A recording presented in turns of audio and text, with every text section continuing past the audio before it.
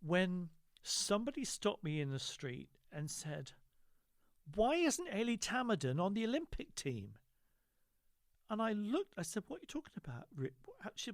Well, she won Dancing on Ice. You all gave her tens. Why isn't she going to the Olympics for Team GB? I thought, people, that where Fantastic. the reality, and I was like, oh, so reality, yes. I gave a bit of an explanation of course, this is for fun and for celebrities learning. And yes, they did really well, but they weren't quite on the same level. Hi folks, my name is David Hill and welcome to my brand new celebrity podcast, Schmoozing, where I take a deep dive into some of the careers of my favourite celebrity friends.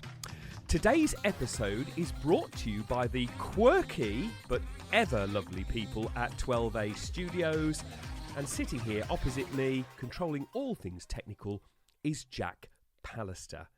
How are you, Mr. Pallister? I'm very well, David. I am very excited because today marks the opening of restaurants and bars outside. That is long overdue, and I'm sure everybody listening is eager to get either into a shop or a restaurant. So what have you planned this week, Jack? What are you going to do first? I'm booked tonight at Rockwater, so I'm going to enjoy a couple of cocktails and some dinner on the seafront in Brighton. Let's just hope it doesn't rain. Should explain to our listeners that Rockwater is the newest, trendiest joint in Hove, right on the seafront, isn't it? And I'm kind of curious as to how on earth you got a table. I see. You just got to know the right people, David. And what time have we got to be there, Jack? 7. And again, Put your winter coat on. For those of you listening, I'm not going to Rockwater because I haven't been invited. Next time, David. Next time. Story of my life. I've got another little anecdote for you this week. I got another surprise at the door from what I imagine is my secret admirer. Not sure if it's the same person. It's probably just my mum playing tricks on me. But whoever you are, we can go for a drink now. So get in touch because I'm dying to know. Oh, David's dying to know. He's probably more anxious than I am. But yeah, do get in touch because we can go for a gin and tonic now. And whilst we're talking about gin and tonics, I'm a bit thirsty. What have we got today? What's on offer? Well, today is it's a simple mix, but a perfect serve, nevertheless, Jack. So a little Scottish theme to my gin today. I've got an Edinburgh gin, which is one of my favourites. And I've mixed it actually with an elderflower, a Folkeington's elderflower pressé. As you well know, I love gin and elderflower. With a slice of cucumber, and it is well and truly hitting the spot, Mr. Pallister. Well, you like a Scot, don't you? Yes. So today we are picking up the interview with ice skating legend Robin Cousins, and in this second section, Robin talks about his stint as king of primetime TV as a judge on Dancing on Ice. So sit back and enjoy part 2 of Schmoozing with Robin Cousins.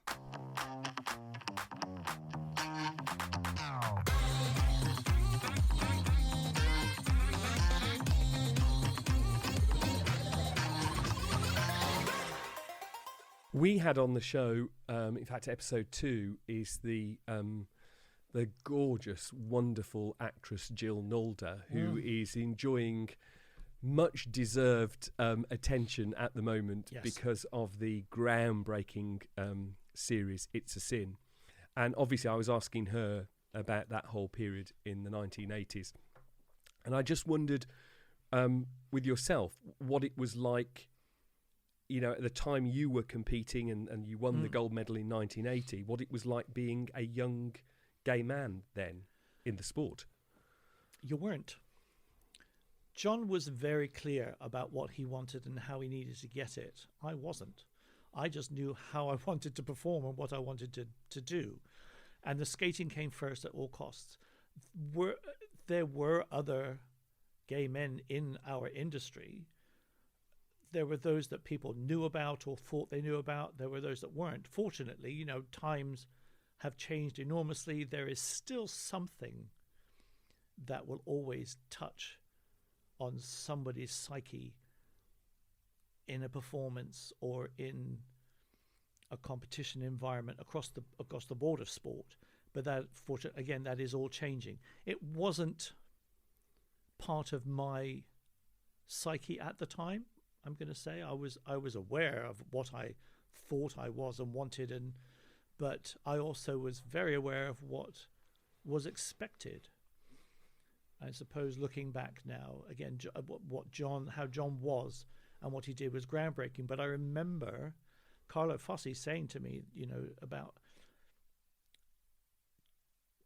John wanted to be at the dance. John wanted to do what I did. And he wasn't allowed to. So he found skating as the result. I found skating because of being a dancer. And there was always this thing between them, and we did talk about it, that he would have loved to have had. They couldn't understand why I took skating. He understood my skating, but he wanted to dance on ice. I just wanted to gymnast and cartwheel and high kick and all the rest of it. I loved all of that. But Carlo said to me that he had said to John 4 years earlier, about 76, that, you know, you want to skate the way you skate. You want to do what you do, and it is incredible. Nobody does it like it. But if you don't deliver technically, you won't be rewarded properly. So he had to be like that. 4 years later, he was saying to me, I said to John that, now I'm saying to you, use what you've got. And this is when we were deciding what material I would skate to. In exhibitions, I was skating to disco music, and it was all fun and funky and all of that. And it was all about the performance. And it wasn't something you necessarily saw at all. And using disco music in a competitive routine when you're trying to vie for an Olympic medal sounds absolutely ridiculous now. But it was a discussion.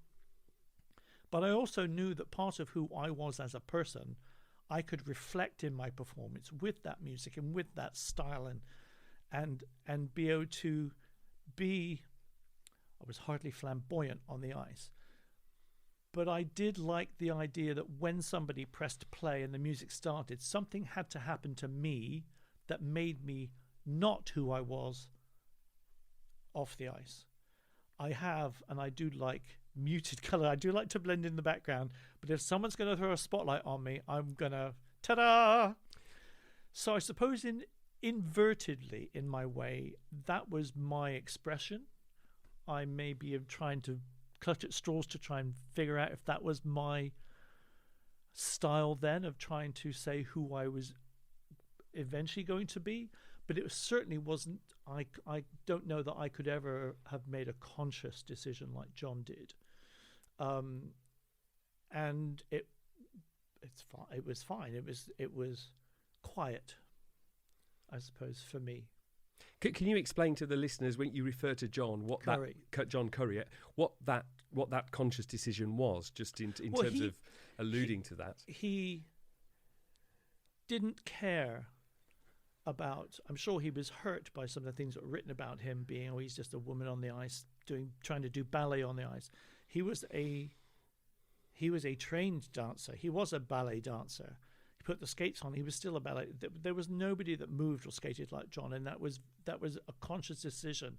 And he wanted to have that feeling of, people say, oh, he's way too feminine. He needs it needs to be butchered up a bit. I never thought of it as feminine. It was just beautiful. Beautiful. And I would never describe myself as a beautiful skater. I did some beautiful numbers, but that wasn't my aesthetic. I lived for the can-cans and the high kicks and the clapping along. But that wasn't necessarily something that John wanted, and he always found we agreed to disagree on so many things. The idea that I would do ice shows and do all of that, where it wasn't the aesthetic, and I was all about I still am all about the performance. I don't care what people think when they come in. If I'm a celebrity in a production of Chicago or doing Grease or the Brighton Centre, I don't care what people think when they come in. I do care what they think when they leave. So my job as the performer, or the actor, whatever, is to make them forget what they think and leave going, or I was a surprise, or I enjoyed that, whatever it would be. And I'm going to say also that I was very much a visual. I took in everything from everybody, good, bad, and indifferent, when I was training and growing up and watching, and film and television, and flamboyance was something that I loved to see in other people, but I was always cringe if I thought about trying to be that myself, although I was probably just like that without knowing it. I would agree with that. I mean, it was interesting for me yesterday watching all the different routines, and particularly the famous the long program that you did with the Olympics, where you had that fault with a triple loop. Because and I actually shouted over to Jack as I was watching it, because you do the first part of the routine and it's this wonderful, graceful, beautiful, wonderful part. And then when the music tempo changes and you go into the next section, I mean, I actually thought it was camp. Disco Star Wars. I said to Jack, this is camp. But I mean that in a very positive way. Absolutely. I spent hours doing music. I still do it now for students, or finding things if I'm working with Hollow Dice Productions. Radio Bristol used to let me sit in their studio. In fact, I got locked in one time because they forgot I was down there. In the radio station, listening to all records. I mean, I did grow up a little bit in that time where we could go to HMV and you could say, "Can you play this bit? Can I listen to this, please?" So you could actually hear records in the shop before you bought it. But the radio stations were great. And just finding this stuff. So the Olympics, the short program was Perk's theme from the soundtrack of Railway Children, which I ended up using 2 years. I used it 2 years before the Olympics, and we came back to it because it has been such a crowd pleaser, and it ticked all the boxes about what it needed to be. And again, you're in an American audience. You want that crowd. They want to have that. You want something like that. So that came there. Then I found this album by Saint-Tropez. The song is Belle de Jour. I think it was one track. And this was the bit before they started singing. And the singing isn't anything you would probably play in public. And then Miko was the big thing. If you remember, go back to the days of Miko, where he did Disco Superman, Disco Star Wars. Miko's Wizard of Oz was great. They did a Disco Firebird.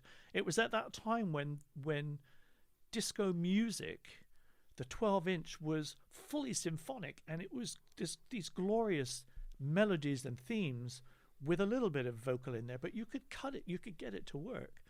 And the Superman that worked, and then Murder on Orient Express, Richard Rodney Bennett, absolutely incredible soundtrack. And then the ending was the London Symphony Orchestra playing a version of the Rolling Stones' Paint It Black, which I just put together in a way, and Carlo went, "Okay, you," and I said, "I love this. I think it's great. It's probably a bit too diverse now, but over the 5 minutes, it really does give you a way to express various styles and within what you're doing." And I said, "This is me." And of course, because at that point choreographers went, I was choreographing my own programs, choreographing for some of my competitors as well.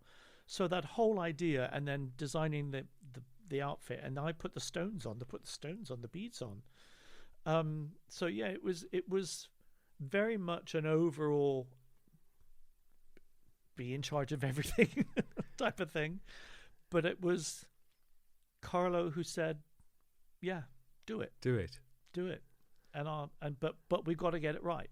Yeah. And coming back to the British Championship, I had already won 2 internationals, and they were like, "We're not sure that this is really right for you. It's a disco. It needs to be this." And Carlo's wife came with me to that international that autumn, and she made all the notes. And then when we came back to the British Championships, the questions were asked, "Have you made the change?" "Oh yes, it's much calmer now, and we've done everything you wanted."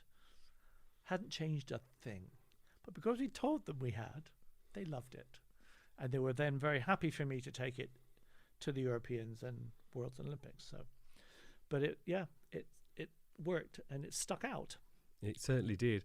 I'm interested to know whether you think there is still a stigma for the LGBTQ plus community in sport in general, Robin, I suppose. I'm going to say no. I think it's so much easier and better now. The bottom line is, if you're the best at what you do, it shouldn't matter who you are, where you've come from. Diversity wins ultimately because you've done your job and you've done it your way. But if there's somewhere along the road that hinders your progress to do what you have earned the right to do and what you deserve to be and to do, then that needs to be removed. But ultimately, you would hope that when it comes to stepping onto the ice, stepping onto a diving platform, stepping into a soccer stadium, whatever it's going to be, that you are there with your full value intact as who you are, as a human being, representing anything you feel like you can represent. Yeah. And I think that's the more that now is out there in the public, whether it's via social media and it's through performance, and that day will come when it won't make a difference, and it won't matter anymore that somebody didn't mention it because nobody cares. Everybody does care and should care that everybody is treated as an equal human being, regardless of color, creed, race, sexuality, anywhere in the world now. And it is being addressed as a worldwide issue, finally, fortunately. And let's ultimately allow the performances to scream from the rooftops on behalf of whoever gives them.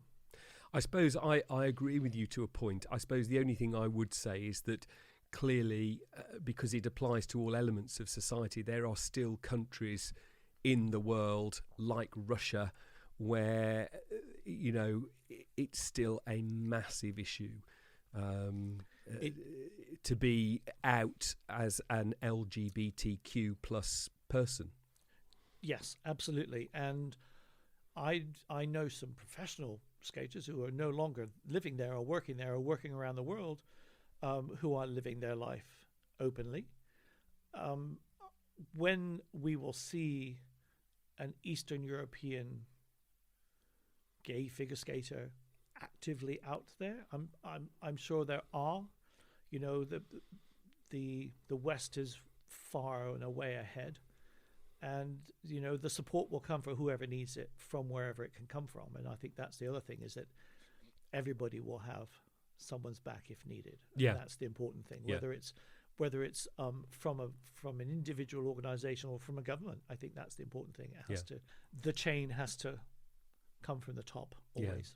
Yeah. I think the sad thing is currently is that, yes, I agree with you. I think generally in the world, there is a perception that you and I as gay men, we live here in this wonderful county of Sussex in Brighton. We can be exactly who we want.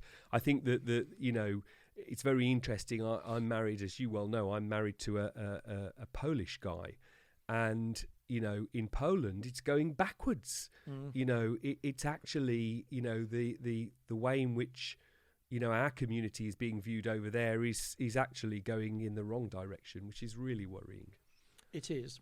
And you would hope that whoever can within the country can start to get the legislation through it and to get the visibility. And I think that's the most important thing, is that the visibility internationally, and that the what is reported is correct. Yeah. And right. Yeah.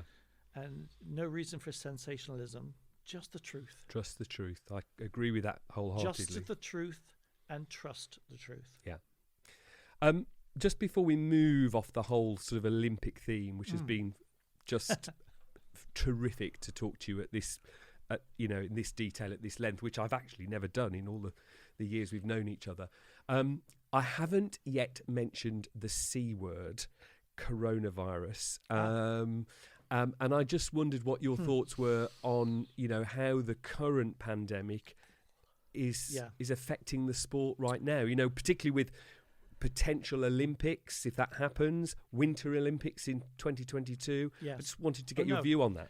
So this time last year, the skating world came to an abrupt halt with the cancellation of the World Championships, which would have been March 2020. The Junior World Championships also cancelled, and the season cancelled, basically. Ice rinks, grinding halt, closed. In this country, ice rinks are deemed as leisure centres. They're not sporting facilities. So the issue being then, when things were starting to be allowed to be opened up and organised sport, etc., ice rinks were never part of that. And even though they were on the list, we've made a mistake, that can't happen. And the British Skating Federation, British Ice Skating, went above and beyond in trying to figure out how to have ice rinks open. How does it work? How do we get our elite athletes to be able to train? How can that work across the board? Eventually, some ice rinks were allowed to open under COVID compliant state. Some skaters were on the ice, and this was across the world. But then we find out, of course, there are certain countries where they didn't even close. Russia, the skaters have been on the ice all year. If you have access to an ice rink and you can pay the right person, depending on what country you're in, the Americans were able to open up ice rinks, and they were training. I think Japan had their national championships at Christmas. Russia had national championships at Christmas. There's an international happening this week in Holland. China had an international event. They were able to make it viable for certain ice rinks in certain states to be open, where people could train and coaches were able to work and to keep things ticking along. Our skaters were not in that category at all. We were doing, off-ice Zooms. What can they do? How can you keep the skating community engaged? Zoom, as everybody has realized, became the lifeline for so many things, for sports, for athletes, for businesses, and to try to engage the skaters. And for me, it was, trying to tell them, well, this is your chance then to go down that YouTube hole and look at what people your age at your level are doing in other countries and getting a realistic view of what's out there. There were a couple of international events, but they could only be held for the skaters who were actually training in that country at the time. So it's been really difficult. The World Championship is supposedly happening in Sweden in 4 weeks. So the past few months, we've had 3 major training centres that have been allowed to open. One in Dundee, one in Nottingham, and I think the other in Romford, where if our squad have qualified and could try to get there to train, however many hours they're allowed to train on the ice, they've got to then pay accommodation.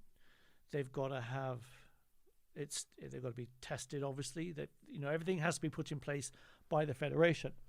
But we've got squad skaters at the moment who would like to think they had qualified by right through last year's missed event, and they've got the scores to qualify them for the World Championships. Yeah. But now they are scrambling, having not been on the ice for sometimes 6-7 months, to get into shape, to go to an event where they will step on the ice for the first time in over a year against people who have been training every day of that year. Yeah. And it's a very interesting thing. The International Skating Union will make an announcement based on how many countries actually say they're even going to go to the championship. I know from the British point of view, at the moment, we're on the no-fly. So until the British Skating Association, until British Ice Skating get the notification from the Swedish government that they will allow the team to travel, they're not going anywhere. They're not going. But they're spending their own personal money right now training and doing what they can.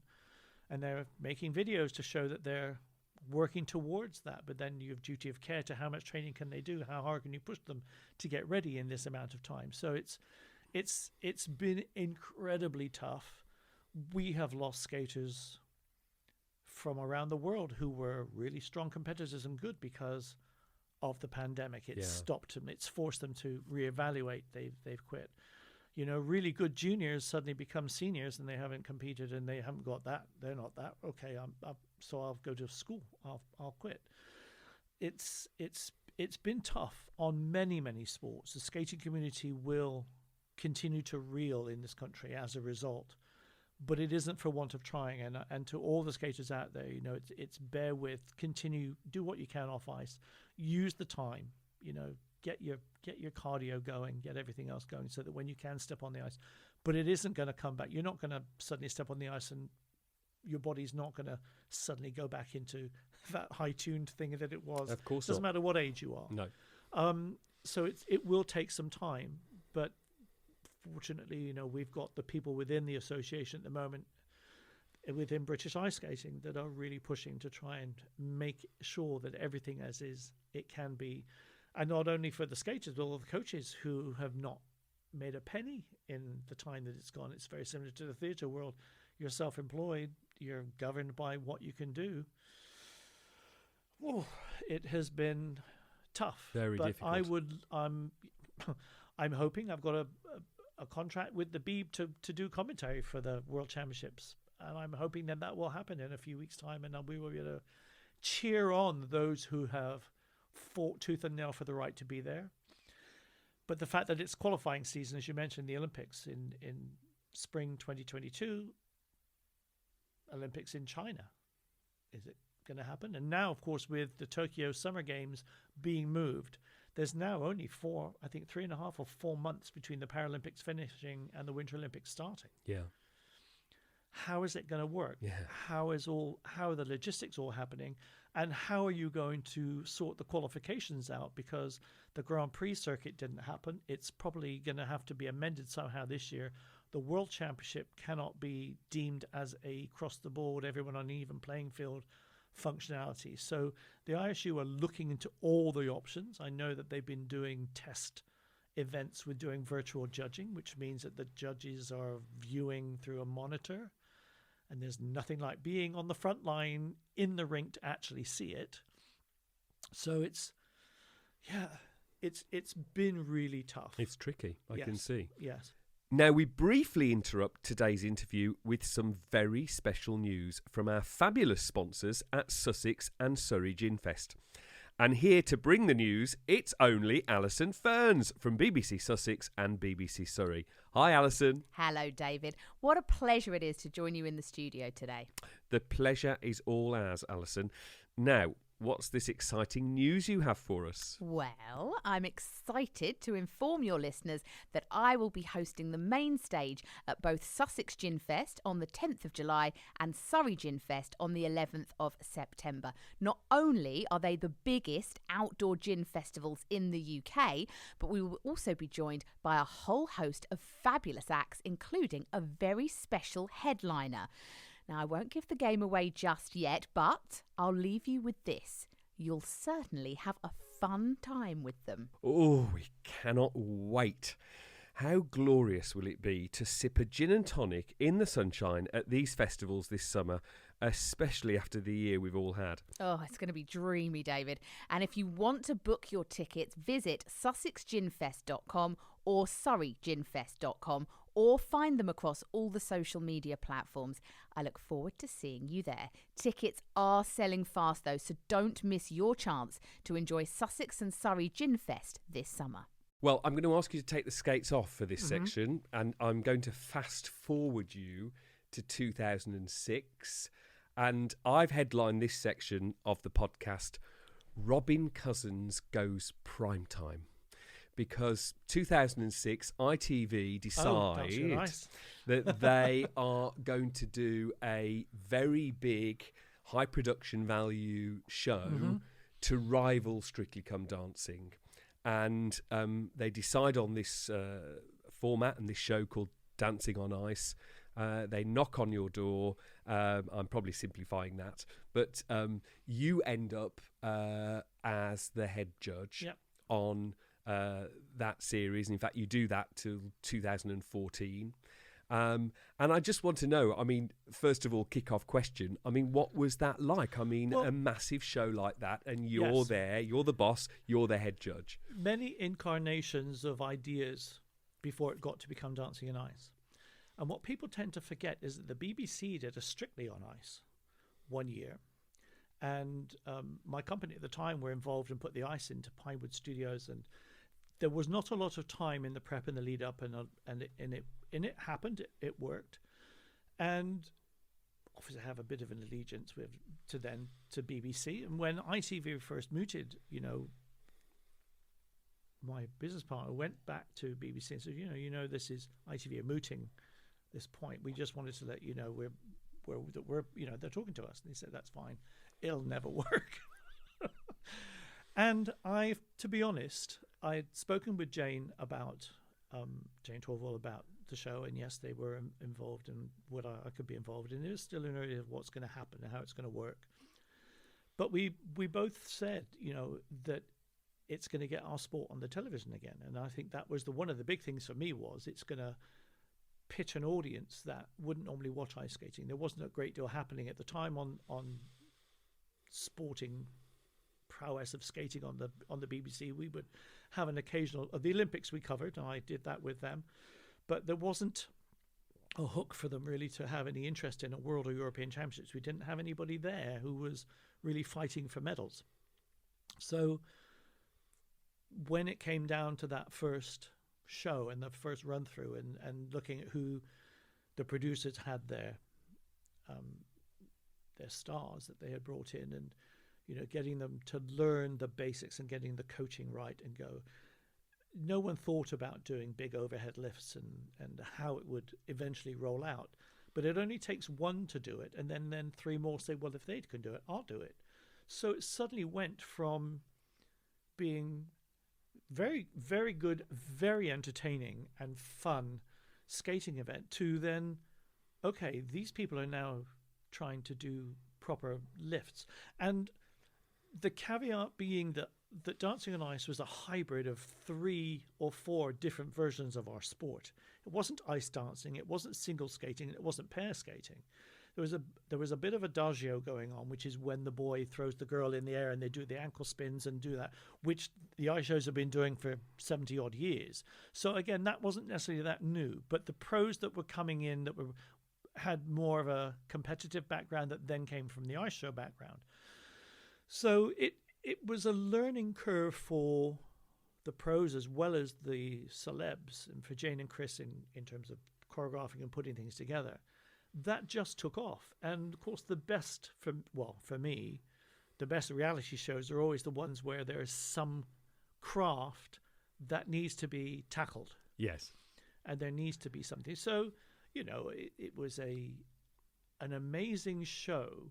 And I suppose the one where it kicked off for me and gave me that startle moment when somebody stopped me in the street and said, why isn't Ailey Tamadon on the Olympic team? And I said, what are you talking about, Rick? Well, she won Dancing on Ice. You all gave her 10s. Why isn't she going to the Olympics for Gene GB? I thought people, that where the reality and I was like, oh. So reality, yes. I gave a bit of an explanation of course, this is for fun and for celebrities learning. And yes, they did really well, but they weren't quite on the same level. But of course, it's the scoring system. So again, the people. But all of a sudden, hundreds of thousands of kids were flocking to ice rinks, and the winter ice rinks were inundated with people, and everybody suddenly actually you do have to train. It's not quite as easy as they're making out, because with all of these shows, it's all in the editing, of course. But there were some great times, and I think one of the other things that I loved was hearing from skaters celebrities who had their skates and kept skating.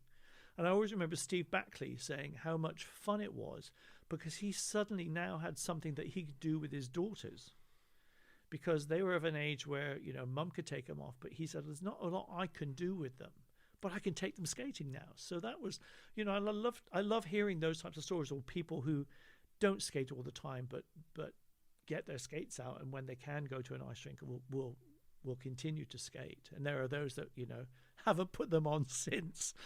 But it was a really fun time, and it was a thrilling time for our sport to be given that kind of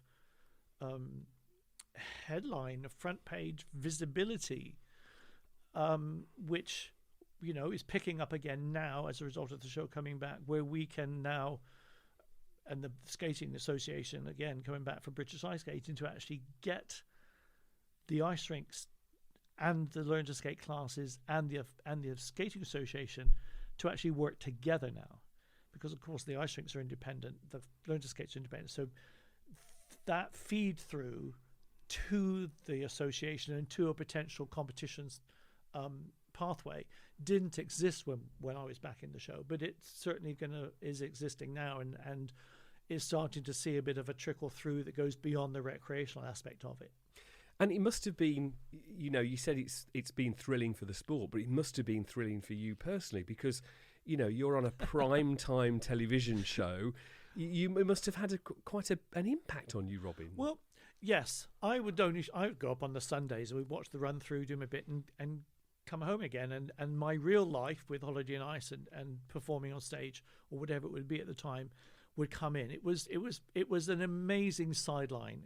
And the visibility and the fact that people coming. So so you really did skate then? Again, people seeing me on the show would go and find YouTube and discover the history. And it's nice that our history is actually there in some ways black and white, sometimes colour, for people to go, oh, okay. So, yeah. And then, as you said, to have the Olympic special to actually set foot on the ice.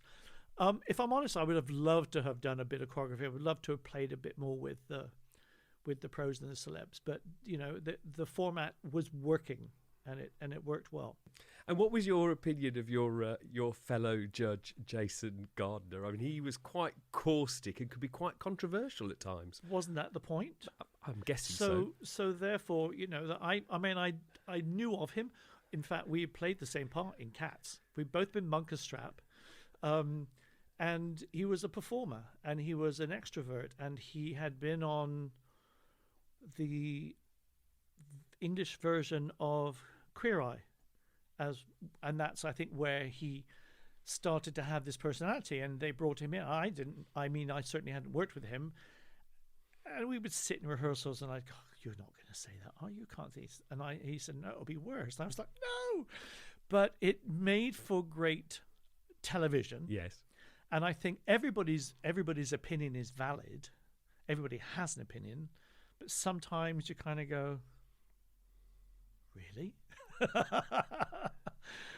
But it was part of the makeup of the panel, which kind of worked. Well, not kind of, it did work, and it worked really, really well. And we would have differences of opinion, but then you go, hang on, how it's just a reality show. How far do we need to push this?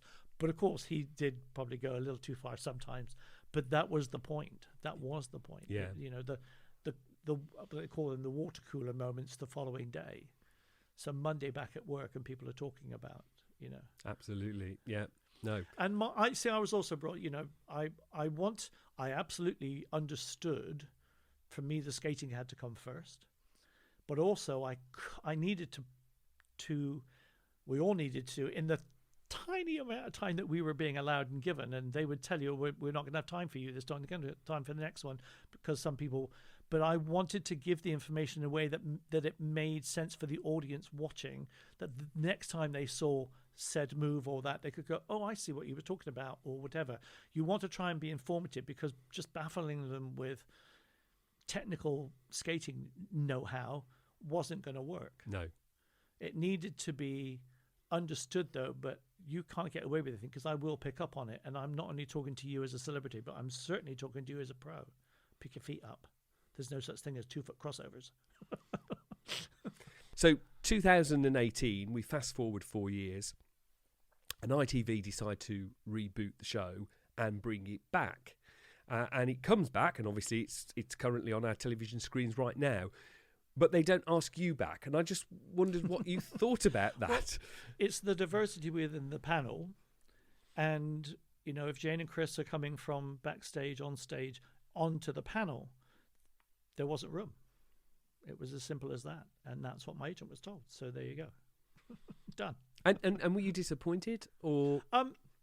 Disappointed. I mean, there cannot be expectations. It would have been nice to have been involved in some capacity, and it would have been nice to have had to have talked about it. But no, it's what it is, and yeah, the show's happening again. It's coming through at a time when, well, unfortunately through the pandemic, they're suffering a little bit, as all shows have, to make it happen. But again, it's out there, and getting more kids interested and people interested in watching it.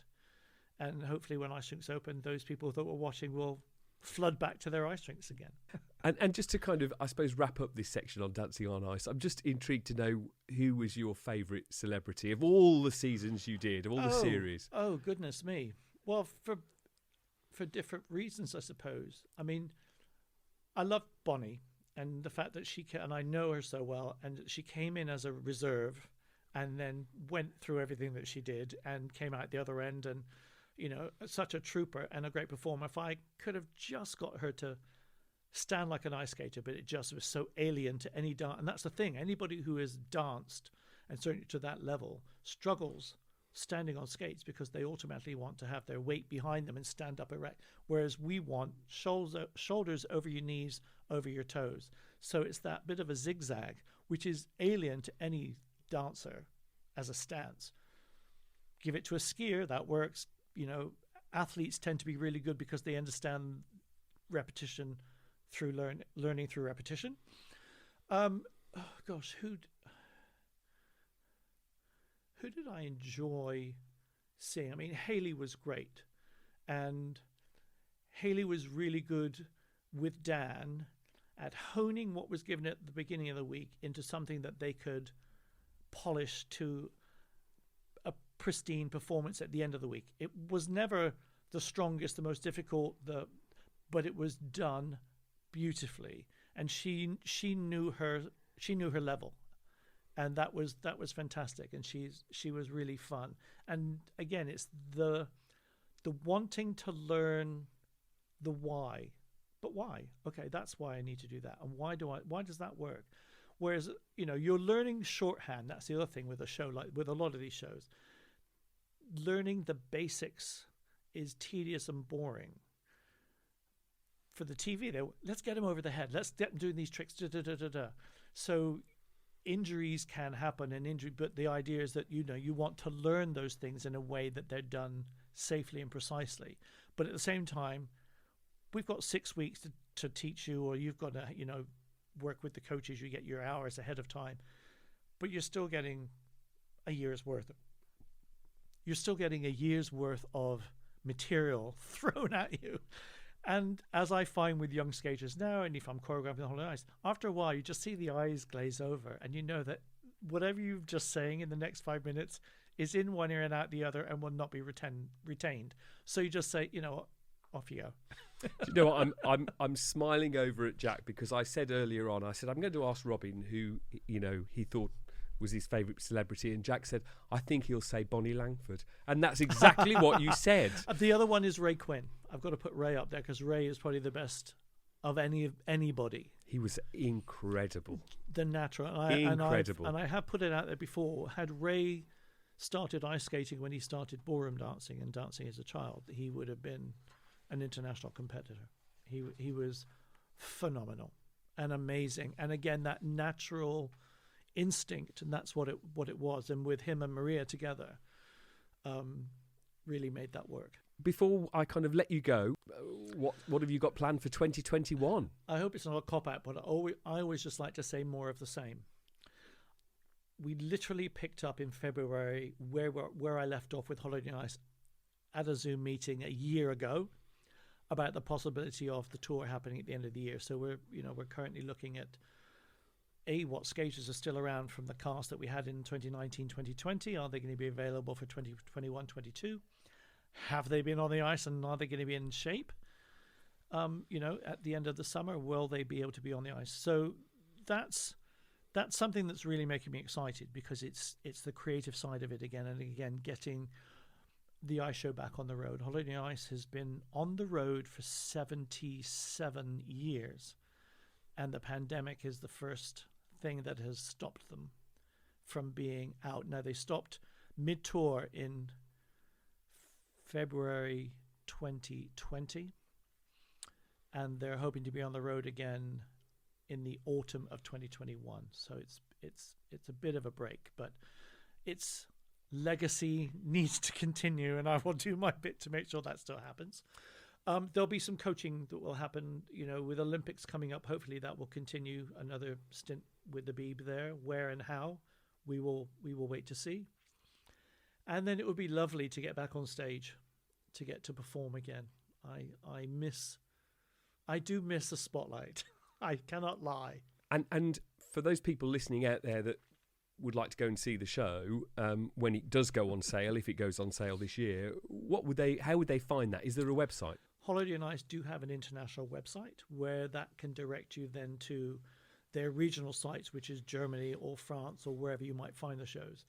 I know if there's an upside to the pandemic, it's that arena tours and bookings have pretty much gone out the window for lots of companies, lots of touring agencies. So there is a thought process that in the future that the UK could come back into a tour with Holiday on Ice. So again, watch this space, and you can find some parts of performances on YouTube. Great. And I just want to, before we do sort of wrap up, I do want to mention the fact that you said earlier about wanting to be on stage, because I think perhaps some people that know you, and certainly know you as an Olympic gold medalist, as someone that was on Dancing on Ice, done lots of television and lots of television commentary, they might not know actually that you've had this whole musical theatre career, and that you've got actually a fantastic singing voice. Thank you very much.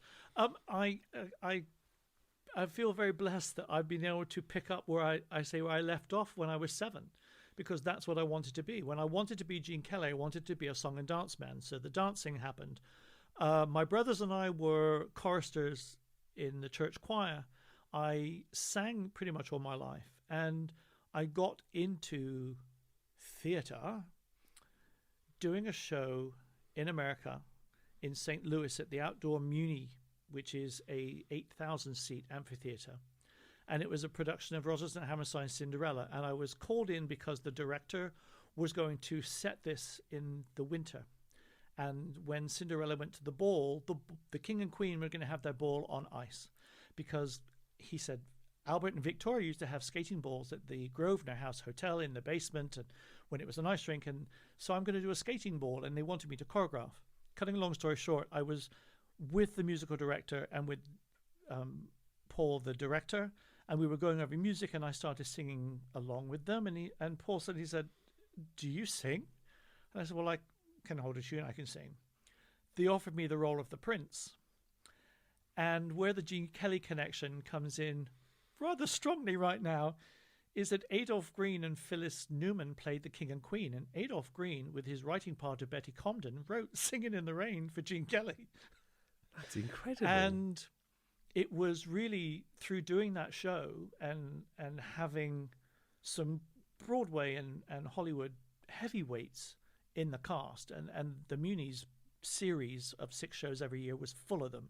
While we were rehearsing Cinderella, Tommy Tune and Anne Rankin were doing Bye Bye Birdie on stage.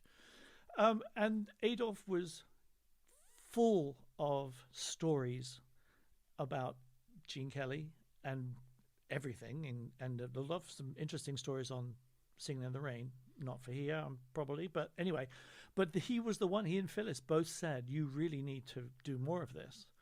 And that led to a Cats audition here in the UK with Gillian Lynn and Cameron for the very first tour that was going to go out with Cats, which was opening in Bristol. And I figured that's where I first went, well, all they can do is say no. Cats, I went from Cats to Rocky Horror, and then there was Grease, and then the last thing was Chicago. And my life fulfillment has come full circle. And yeah, I got to relive my memories of being a kid looking at Gene Kelly on stage with the person who wrote Singing in the Rain playing my dad. Yeah, full circle, Robin. You go full circle. Yeah. It's and so well deserved. And just my final question really is to just touch on, and it would be quite inappropriate if I didn't ask you this question. Really, knowing you, you're very proactive, aren't you, with a number of charities, and I'm guessing that's just going to continue. Knowing Robin Cousins, it will. Most of the all of the charities that I've been involved with, primarily are children's charities, because as we talked about earlier, if I hadn't had the opportunities as I had as a child, we wouldn't be having this conversation now. So to me, it's all about giving kids the chance. So working with Demelza House, as I have for many years, with their hospice and the work that they do, and not only now, unfortunately, the kids are living longer. But of course, you can't put a 17, 18-year-old in with the 5 and 6-year-olds. So the adult care system that Demelza set up then, that's really allowing these older kids to be independent whilst fully supervised.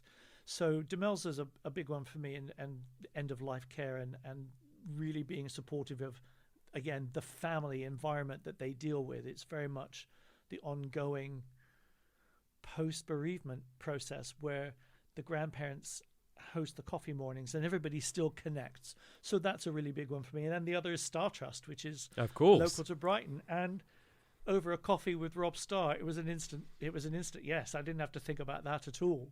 And, to give anybody in the BN area code the opportunity to just have a go, to try, is phenomenal. And there are no questions. There's no ifs, ands, and buts. There's no caveat to how do I qualify?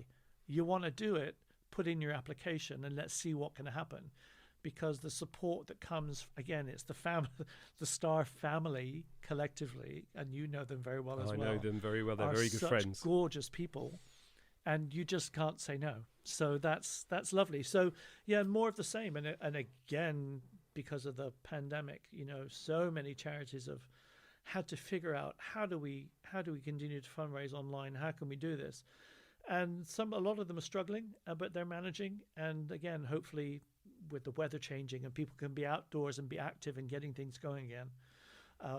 Yes, let's hope that they can start to fill the coffers again. Yeah, and thank you, Robin, because people like you make such a difference, because you have a profile, but you're one of those people that I would say to people, you get your hands dirty, and you're not just there on the letterhead. You're there and you actively take part and you turn up to the events, and that's often how I see you, particularly with the Star Trust and our lovely friends Rob and Sharon Starr. Yeah. I mean, you support them fully. You're fully in.